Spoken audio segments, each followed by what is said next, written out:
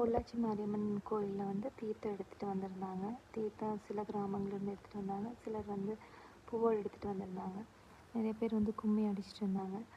அப்புறம் யாரெல்லாம் வேணுமோ அவங்களெல்லாம் வந்து உப்பு சாமிக்கு வாங்கி போடுவாங்க. உப்பு வாங்கி போட்டுட்டு நேர்த்திக்கடன்லாம் இருந்துச்சுன்னா அது பண்ணுவாங்க. நாளைக்கு வந்து பெரிய ஃபங்க்ஷனு, அதாவது காவடி, அப்புறம் வந்து தேர் இழுக்கிறவங்க வந்து தேர் இழுக்குவாங்க. மாரியம்மன் கோயிலிருந்து ஃபுல்லாக சுற்றி வருங்க. பார்க்குறக்கே நல்லா இருக்கும். நிறையா கிராமத்துலேருந்து எல்லாருமே வந்து இங்கே செய்வாங்க. இங்கே தீர்த்தம் வந்து சாமிக்கு வந்து எப்படி ஊற்றுவாங்கன்னா, வீட்லேயே வந்து வேணாலும் கொண்டு போகலாம், இல்லாட்டி நம்ம இந்த பிடிச்ச சாமி பிளேஸ்லேருந்து கூட கொண்டு போகலாம்.